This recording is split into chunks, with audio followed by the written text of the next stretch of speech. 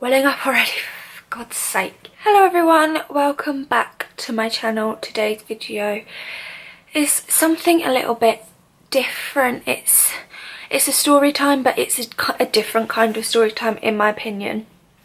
So as you may or may not know, my mum had a serious accident 2 years ago today.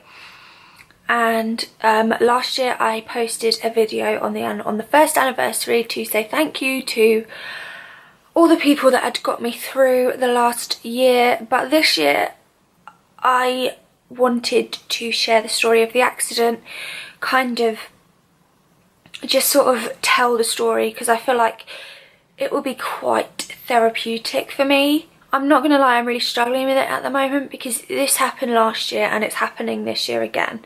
Like the week of the anniversary or like a week before the anniversary, I start getting nightmares about it, and she doesn't survive in my nightmares, unlike in real life. So I mean, I'm so glad that it is just a nightmare that she died and she didn't actually die, obviously, but you know, it doesn't make it any less upsetting. I'm not going to be very sort of bubbly in this video because it's not something I'm happy about. I just feel like in order for me to mentally move on, I feel like I need to just sort of get the story out there and kind of almost like a therapy session, just talk about it, get it all out, get all of my feelings out in the open and stuff, and yeah, just sort of see how it goes from there. So I might get emotional because of the nightmares. I'm not sleeping and that makes me really emotional, and I do cry very easily when I'm tired and emotional.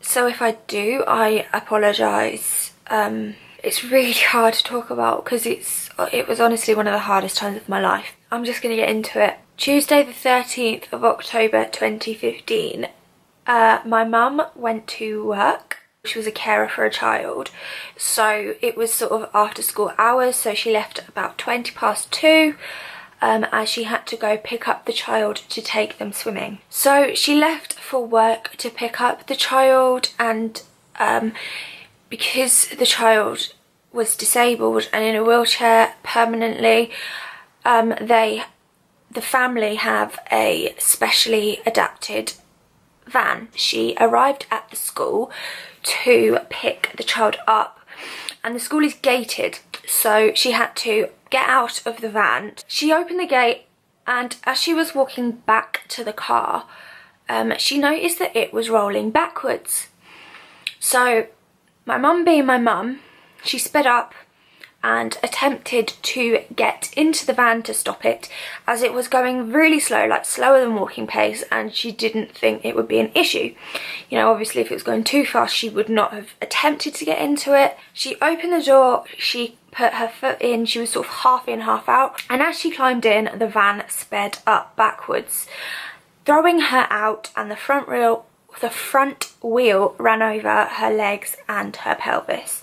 But she wasn't aware that it was her pelvis at the time, she just thought it was her leg. So at about 5 to 3 o'clock, this woman was ringing me. Well, I didn't notice that she was ringing me. I saw that I had 2 missed calls from her. So I texted my mum, why is this person ringing me? I was actually looking after the second carer's daughter that evening, so I just assumed that the second carer was ringing me to talk about her daughter. But then this number was ringing me, and it was this unknown number. So I had 2 missed calls from the second carer and I had 2 missed calls from this number, and I hadn't deliberately not answered the phone. I hate talking on the phone, so I was a bit apprehensive, but I didn't deliberately not answer it. I just genuinely did miss the call. So anyway, this number phones back, and I was like, something is obviously happened, or something is obviously going on. I'm going to answer it. I answered the phone, and this woman comes on the phone and she says, oh, are you Jane's daughter? So I said, yeah. And she said, okay, not to worry you, but your mum has had an accident. She's completely fine, the ambulance is here, she's been well looked after. They weren't sure whether she'd be going to Hinchinbrook Hospital or Addenbrooke's Hospital. She said, ring me back in a few minutes, or I'll ring you back when I know. And you know, I will let you know which hospital. Because obviously my first thought was, my mum's had an accident, I need to go and see her. Bearing in mind my mum was 5 minutes away from Hinchinbrook Hospital and about 35 minutes away from Addenbrooke's, I just assumed she'd go to Hinchinbrook. And I really didn't understand why Addenbrooke's was even mentioned.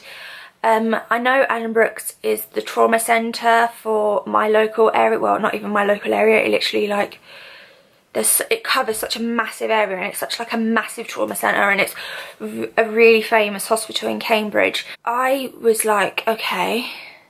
Now, me being me, if something happens, I like to make a joke of it, because if I don't laugh, I'll cry kind of thing. So I was like, she's just run over her foot and broken it, what an idiot. So I rang my nana explaining that mum had had an accident, and I was literally laughing my head off down the phone to her. Like, you won't believe what mum's done, she's run over her foot. I thought it was funny, to be honest. I rang the caretaker back and she said, your mum has been taken to Addenbrooke's. So I was like, okay. I was like, well, she must have done something really bad to her foot then to be going to a hospital 35 minutes away when there's one 5 minutes away. But at the same time, I was secretly glad, because my family have not had very positive experiences at Hinchinbrook Hospital at all. That was really posh. Okay. So I was kind of glad, but I was still like a bit confused. I just assumed, you know, maybe, because obviously this van was like 3 tons. So I just assumed, oh, maybe it's sort of the bone is exposed or something. Like, I know that's really grim, but I didn't expect what actually happened to have happened. Before I phoned my nana back, I actually texted my friend Louise. I was like, Louise, my mum has had an accident. And she was like, what? And I was like, yeah, I don't know. I think she's run over her foot. I still was making a joke, even though I knew she'd gone to Addenbrooke's, because I know that Hinchinbrook is a lot smaller hospital. Addenbrooke's has a lot more surgeons and stuff, so I just assumed that it were, you know, Hinchinbrook was busy. I just didn't realise how serious it was, which in a way I suppose is good. I rang my nana and I said, going to Addenbrooke's, and my nana had said that she had arranged for my auntie to take me to go and see my mum. Halfway there, we get a phone call saying, it was from the hospital saying, you know, are you on your way? So I was thinking, hang on, if she's just broken her leg or her foot or something, surely they wouldn't be phoning for that reason. Surely you wouldn't get a phone call if they've just broken their foot asking where you are. So then I kind of thought, hang on, this might be quite serious. We got to the hospital and we were taken to the relatives' room. And we sat in there and waited, and then the doctor came in and said,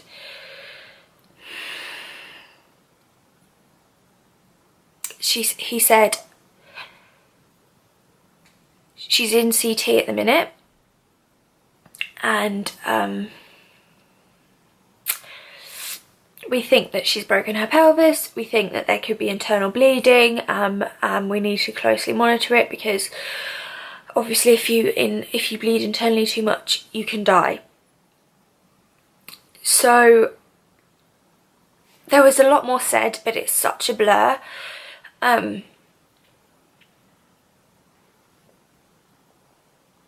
So the doctor kind of explained everything and said, as soon as she's back, you can go and see her. Now, I was just sat the other side, like, sobbing as she said this, because I was like, my mum's gonna die. My mum is gonna die. I don't want her to die. Like, she just went to work. She can't die. I was literally full on sobbing, like, uncontrollably just sobbing. She came back from CT and I went in to see her, and I really wish I hadn't. She just looked so yellow and so ill, and she was so cold to the touch because of the shock her body was in. It was almost as if she was already dead. Like, if it wasn't for the fact, because she was laying flat, because obviously because she'd broken her pelvis, she had to lay flat and dead still. So so it was like, and because she was she was in so much pain, and then given her really strong painkillers, she was in and out of consciousness. And I stayed there for like 5 minutes, and I was like, I need to go and get something to eat. I just used that as an excuse, and I went and sat in the little in the little food area, and just got myself a drink and just kind of sat there. I was like, I can't do this. I cannot stay with her. I can't deal with that. She doesn't look like my mum. And, you know, if that was going to be the last time I'd ever see her alive, I didn't want that to tarnish everything else. I wanted to remember her not looking yellow. I wanted to remember her in happy times. So I couldn't do it.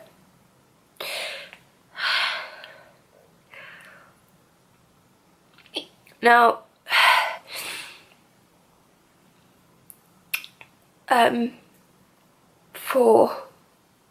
so I was sat there for a couple of hours, and I'd posted on Facebook that my mum had had an accident, because I figured it would just be easier to post it on Facebook and tag her in it than it would be to contact all of her friends. So I was talking to all of her friends and just kind of explaining what had happened and everything, and then I get this phone call from my auntie saying, where are you, come back. So I went back, and they were like, we're going to move her to ICU, or whatever it's called. So we moved with her, and they said that she needed to be under constant observation all night in case her blood pressure dropped, because if it did, then they'd have to rush her into emergency surgery overnight. So I went home because my mum wanted someone to stay with her, but I could not do it. I couldn't. Like, this is the first time anyone of my family had kind of had a really serious accident, and I'm definitely the closest to my mum out of my family, and it was just so hard. And also, not only that, we have the dog, and so I needed to get back to him. So I got home at about 11 o'clock that night, and as soon as I was left on my own, I broke down again, and I sobbed all night. All night. She had the surgery,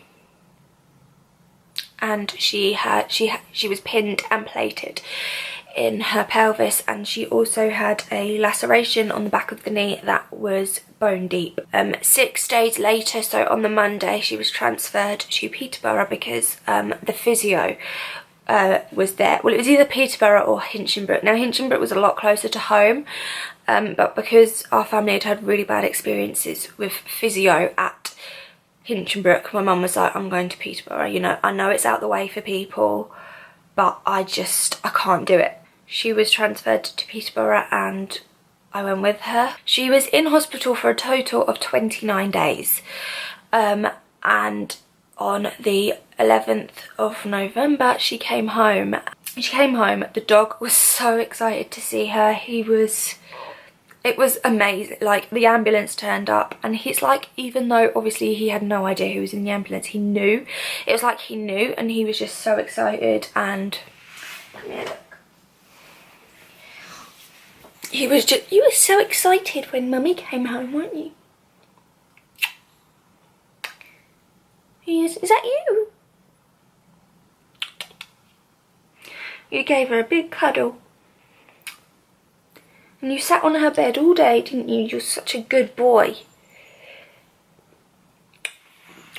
On the 2nd of December, she went back into Addenbrooke's to have the fixator taken off, and obviously after that was done, she could start to walk and things like that, so that was exciting. She had to learn to walk again. She had like a Zimmer frame, she had crutches, she had intense physio. She had to have carers in, which she found really ironic because she was a carer. Christmas was a little bit different, but it was fine, and she's fine, and I am just so grateful because I don't know what, well actually, because it is, if my mum had have died, I would not be alive right now, because I wouldn't have been able to deal with it.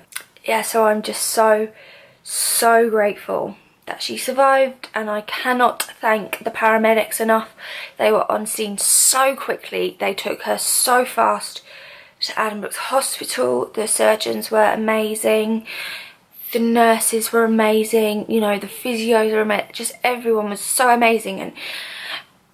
And I'm just so glad that it's over. Things are pretty much back to normal and she's okay. I'm so proud of her, and I'm so grateful she's still around. And yeah, so that is a story of how I very nearly lost my mum 2 years ago today. I don't want to say I hope you enjoyed it, because that seems really weird on this video, but I hope, well, I don't really know. I don't really know, so I'm not going to say anything. Just thank you so much for watching. Thank you to everyone who has been a massive support over the last 2 years. Even people that I haven't known 2 years are still really supportive when I talk to them about it. So I just thank you so much to everyone. I'm going to leave the thank you video that I did in the description down below, because I just want to reiterate the fact that I'm so grateful to everyone who helped me, whether it you know, was family and friends, you know, helping me get back on my feet and sort of learn to live alone, and just getting my head around things, and taking me to visit mum, because obviously I can't drive, just being a support, or, you know, like YouTubers and musicians who I watched and listened to when I needed an escape. Thank you, this is going to be really weird, but thank you to my dog Boss, who you saw a second ago, because if it wasn't for him, I think I would have just sort of hidden away from the world while it was all going on, because it was very difficult. But obviously because of him, I had to walk him and I had to look after him, and I got out there, and yeah, so thank you for watching. And I will see you really soon with another video. Bye.